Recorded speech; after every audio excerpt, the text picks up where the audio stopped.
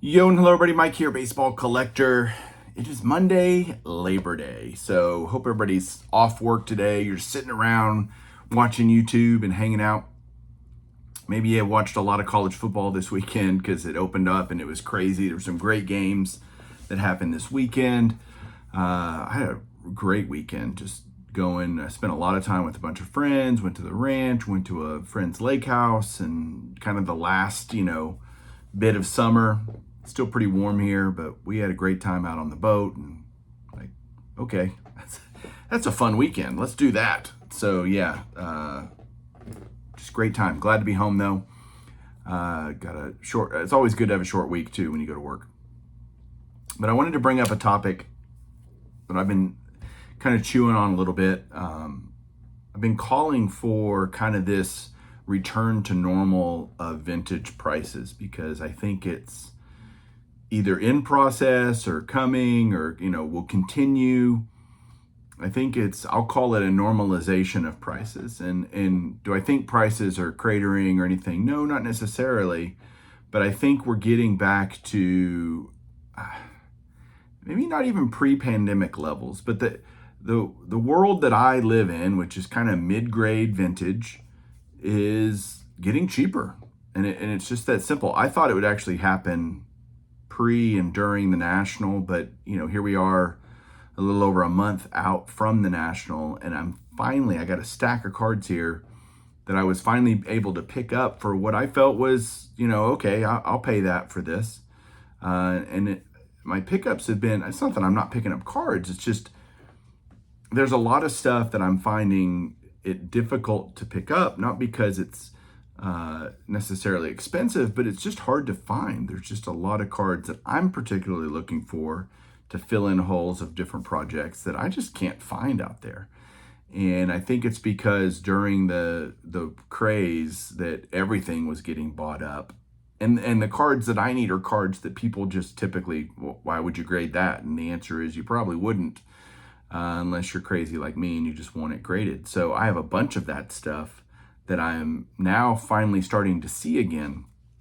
And I don't know if it's because people are finally starting to send it in or, because grading prices have gotten a little bit cheaper. They're certainly not anywhere close to where they were pre-pandemic. But I don't know, maybe this normalization thing has some legs. And I think it's going to, I think you'll just kind of see mid-grade vintage. Again, I don't look at everything. Like everybody's like, is everything going to? I don't know. I don't look at everything. Like everybody always asks me a lot of times about prices of different things and what do you think about this? I'm like, I'm not this, vintage baseball card price guide encyclopedia kind of thing. I know what I'm looking for. And again, once I buy a card, rarely will I go back and say, oh, I wonder what that card's doing, because I just don't care. I have enough stuff that I'm looking for that's what I'm looking at. Okay, what has that card done?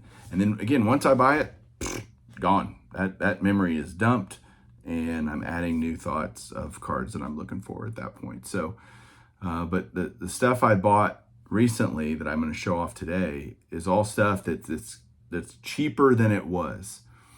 And I've got some of them that I looked up prices just for giggles, just kind of see where it was peak and where it is today. And I'll go over that to provide some evidence that I think this mid-grade vintage normalization is actually happening.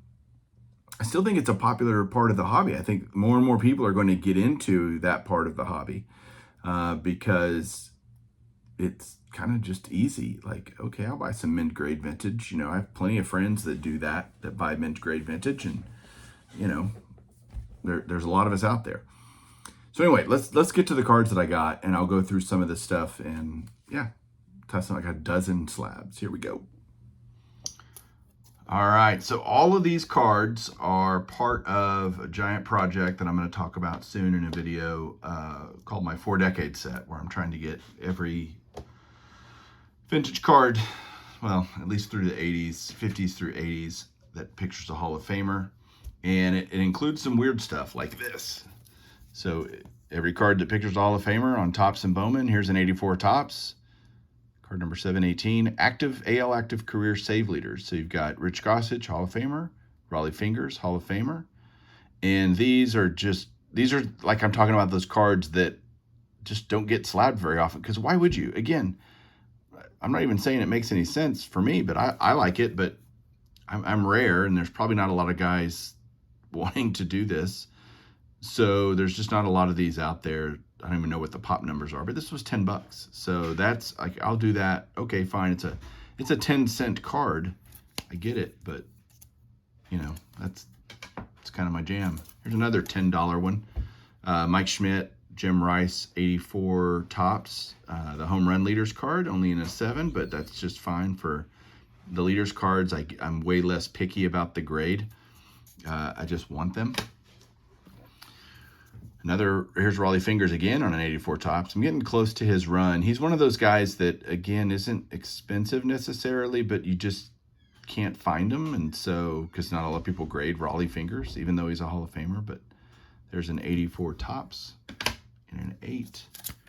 Here's one of those leaders cards, like in a 5, but it's a 76. It's got Jim Palmer, Catfish Hunter, and Vita Blue, who might get in the Hall of Fame someday, but probably not. But that's only in a 5, and again, I'm just glad to have it. And this was $11 maybe, or $10, maybe $10 or $11, something like that. Not expensive. More leaders cards, 63 home run leaders, which is 64 tops. Hall of Famer here is Killebrew, and a lot of these are really cool. But this is in a 6. You know, this is a good collector grade card, and I don't. Actually, I did write here we go. We're getting some of the stuff I wrote down. Back in the kind of heyday, this card first sold in this grade for as much as $50 for a leader's card. Like, to me, that just seems nuts. I paid $19 for this. So, and whenever I give the prices that I paid, it's always including shipping and tax, because that's really what I paid. I think people, I paid $20, but then you had shipping and tax.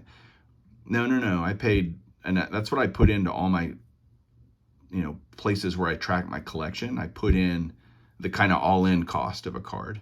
I think if you don't do that, you're kind of lying to yourself, I guess. But because what did you actually pull out of your wallet to pay for the card? And in this case, I paid $19, but it was going for $50. Like, that just seems nuts.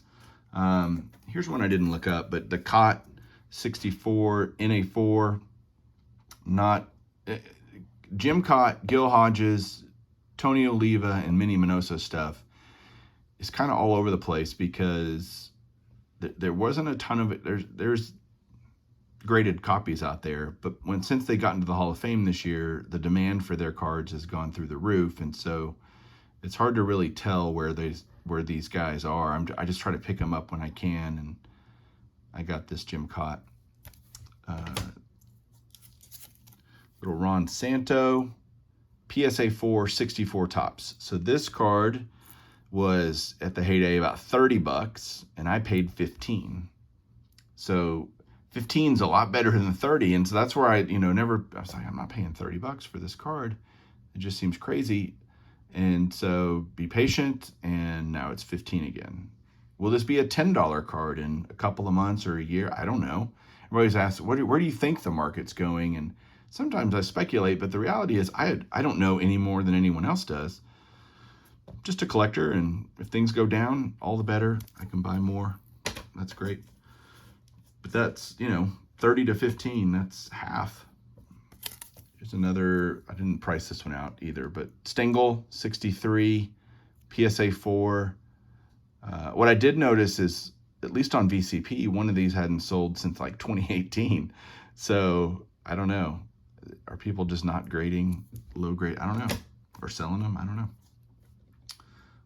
Here we go. Here's one I looked up. Hodges.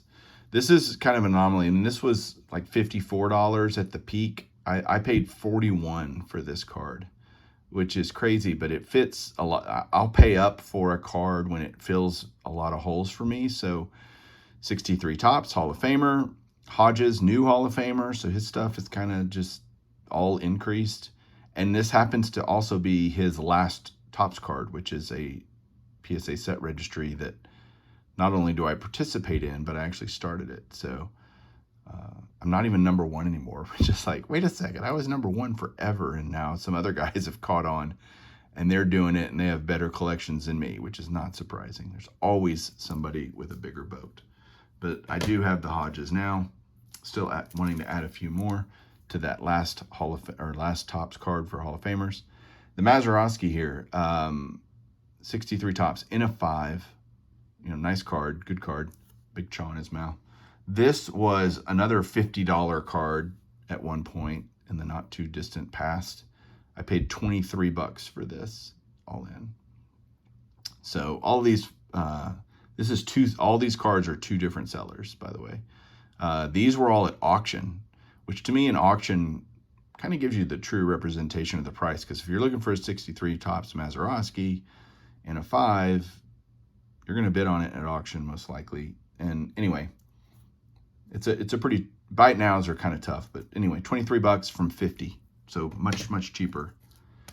63 Topps Billy Williams in a PSA 4.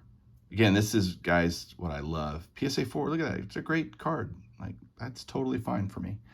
But this was $43 at the peak. And again, I paid $23 for this one. I paid the same exact price for this 4 and this 5. So, Billy Williams, Cub, maybe that's what made it go for a little more, even though it's a lower grade. Don't care. Beautifully centered. Love the 63 Topps. So, there's that. And the last one of the day is this Marischal here.